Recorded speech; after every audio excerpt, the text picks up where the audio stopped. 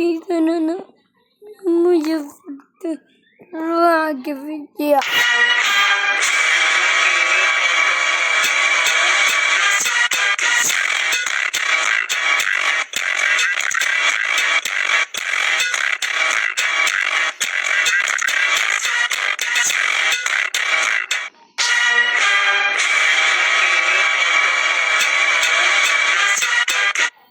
Boys, the power went out in the whole neighborhood and the electric company said they're on their way to fix it, but it's going to be a few hours until we have electricity. Well, I guess I can't go play Fortnite. I'm just going to go read a book. Are you kidding me, Dad? But my iPad died and I was just about to go charge it. What am I going to do without my iPad? I don't know, Billy. How about you go outside and go play or something? I don't want to go outside and play. I want to play on my iPad. Fix it now, Dad. What do I look like, Billy, an electrician? Figure it out. I'm going to take a nap. Oh, no. What am I going to do without my iPad? I have to figure something out. What am I going to do? I have to charge my iPad. Oh, Dad left his phone out on the table. Yes. I wonder if Dad's asleep yet. I should go check. Yes, Dad's sleeping. Time to figure something out. I have to charge my iPad. Time to check Amazon. Oh, yes, that's exactly what I need. Order, same-day delivery. It should be here soon. Yes! I never went this long without my iPad. Yes, my package is here. Yes, I got it. The Joyce's portable power station. This thing looks awesome. It'll definitely charge my iPad. I need to open this up and charge my iPad quick. Whoa, look at this thing. I can charge so many things. No way, and it even has a flashlight? No way, look how powerful this light is. And they have another one? This will come in handy just in case they don't fix the power till night.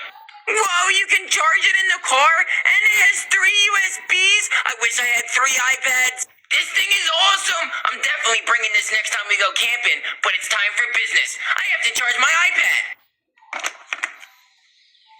Yes, it's working! Time to watch all my YouTube shows! Yo, Billy, I just woke up from a nap. What happened to the power? The power went out in the whole neighborhood. The electric company's coming to fix it, though. Are you kidding me? But my phone's dead and I have to call Grandma. Billy, what is that?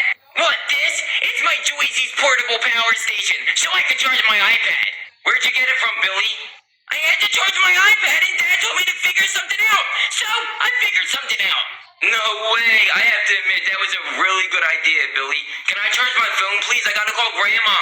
Thanks, I always figure something out. And yeah, you can charge your phone, but you gotta let me play Fortnite on your computer when the power comes back on.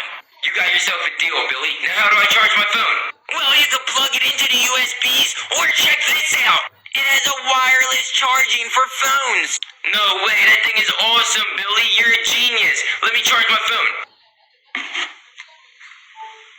Billy, that thing is a beast. We can power so many things. Of course it is. Look!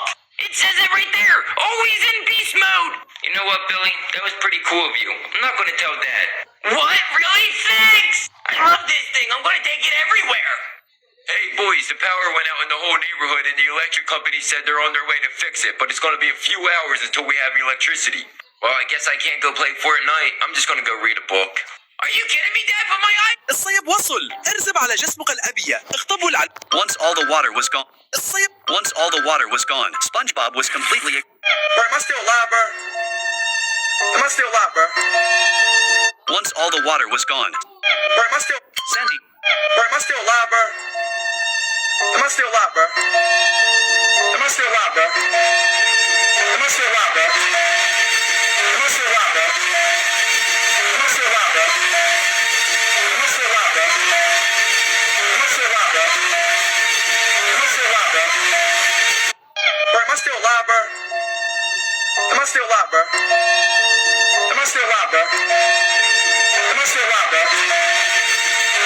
Sandy kept scratching her body with a fork. The fur that fell off was used to decorate the cake. When SpongeBob saw that the cake was ruined and couldn't be eaten anymore, he started practicing karate with Sandy instead. But Sandy's itch was getting worse and worse. She felt like something was biting her, so she leaned closer to take a careful look. She finally discovered a flea biting into her skin. Sandy immediately reached out to smack it, but the flea escaped in an instant. She kept hitting her legs over and over. She even tried to bite the flea with her mouth. This left SpongeBob and Patrick completely confused. Sandy was suffering badly. She asked SpongeBob to bring over her luggage. She quickly put on a flea collar. The flea finally jumped away from her, but it landed right on SpongeBob. At first, SpongeBob wanted to keep the flea as a pet, but he was immediately bitten by the flea. Sandy quickly put put a flea collar on SpongeBob too. However, the flea jumped onto Patrick. It started torturing him non-stop. Soon, Patrick's entire body was covered in swollen bumps. Patrick struggled desperately to get rid of the flea. In the end, he simply grabbed SpongeBob's collar and put it on himself. With nowhere else to go, the flea jumped back onto Sandy, but there was only one collar left. The three of them started fighting over it. What was even worse was that the flea began laying eggs. Soon, tiny baby fleas hatched. In a desperate attempt, Sandy used the collar to tie the three of them together. She thought this would get rid of the fleas, but the fleas kept multiplying. Their numbers grew larger and larger. They even chewed through the collar. The three of them started running for their lives, but they were quickly surrounded by the swarm of fleas. Their bodies were covered with bites and swollen bumps. Just as SpongeBob and Patrick were about to escape, the fleas blocked their path again. At that moment, Squidward happened to walk by. He saw the three of them desperately calling for help, but he pretended he didn't notice them. Patrick first blamed Sandy for bringing the bugs there. Then he blamed SpongeBob for bringing him to Sandy's tree dome. Sandy suggested that they work together to find a solution. Then Patrick suddenly came up with an idea. He told SpongeBob to climb onto Sandy's back first. Then he climbed up too and started eating an apple. It actually made him feel much better. Sandy was completely speechless after seeing this, but the flea army kept growing bigger and bigger. It looked like they were about to swallow the three of them whole. At the most dangerous moment, SpongeBob casually said that he wished he could just soak in water. Those words suddenly gave Sandy an idea. She put on her glass helmet. Using her karate skills, she split through the swarm of fleas. Then she opened the door of the tree dome. Seawater rushed inside instantly. In the end, all the fleas were wiped out by the water, but the seawater kept pouring in. Soon, all the residents of Bikini Bottom were swept into the tree dome as well. Sandy kept scratching her body with a fork. The fur that fell off was used to decorate the cake. When SpongeBob saw that the cake was ruined and couldn't be eaten,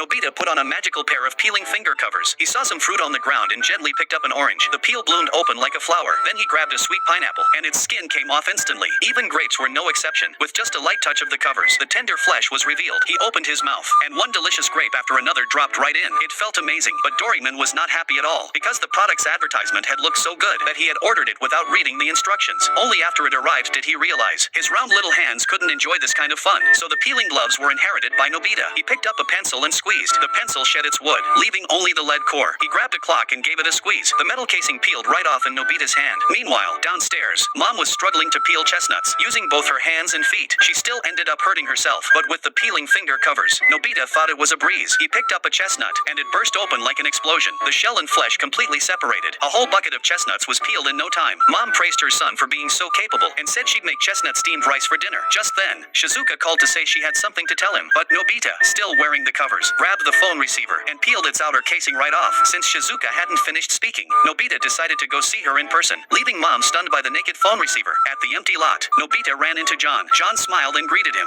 and Nobita thought something good was coming, but instead, John challenged him to a wrestling match. Nobita knew he was in trouble. Seeing his classmates all beaten and bruised nearby, he turned to run, but John grabbed him firmly. John locked his arms around Nobita, ready to throw him over his shoulder, but Nobita instinctively reached out, and his covered fingers grabbed hold of John's clothes. The moment they left the ground, John's shirt ripped apart with a loud tear in midair. Now he'd really done it. John was left bare-chested like an angry gorilla, while Nobita was مكانك شش كانك جالس فوقه. ليش ما تفهم شي يا خراء؟ ليش؟ بطنك